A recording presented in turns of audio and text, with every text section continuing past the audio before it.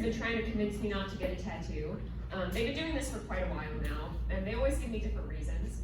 But as I've gotten older, I found new ways to debunk them. For one thing, they always like to tell me that if I get a tattoo, no one's going to want to hire me because it'll look unprofessional. I'm currently a theater major. I don't think that's going to be an issue.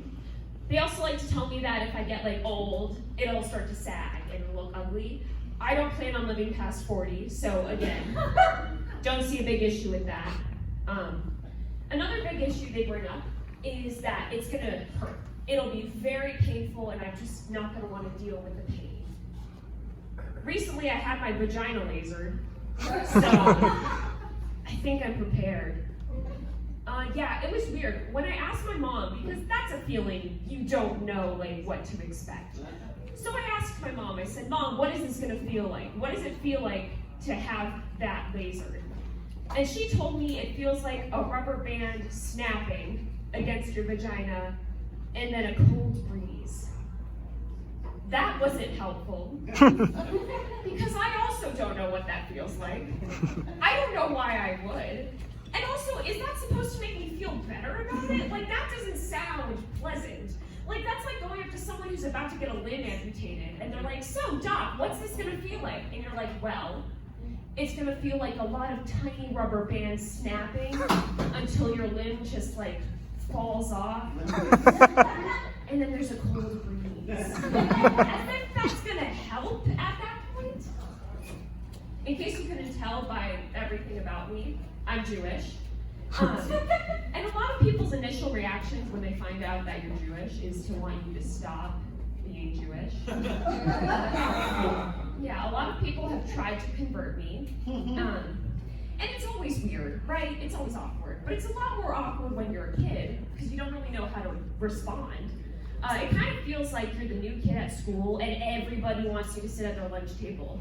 But when they're trying to get you to sit at their lunch table, they tell you that if you sit at the lunch table across the cafeteria, you're gonna rot in hell forever. And that's a little extreme.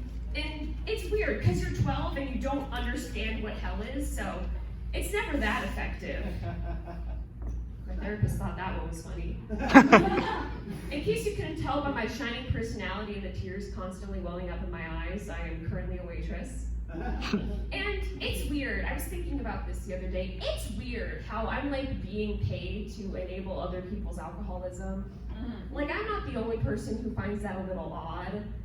And I feel like there's a scale of alcoholism enablers, right? On one end, it's waitresses and bartenders. On the other end, it's AA chairmen or whatever. And then somewhere over here, I think it's priests. Because if you're going to be an alcoholic, it might as well be on the blood of Christ. Yeah, as a waitress, I have to talk a lot, so I'm bound to have a couple of slip-ups. Recently, I had a pretty big boy one. I was talking to a customer who's about 20, and he asked me for a virgin raspberry margarita. And we don't have those. We can't sell flavored virgin margaritas. So I meant to say, sorry, we don't sell flavored virgin margaritas. That is not what I said. Instead, I said, sorry, we don't sell flavored margaritas to virgins. I just called this man a virgin in front of his elderly parents.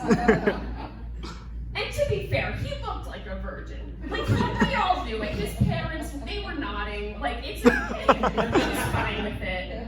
Thank you. Have a nice night.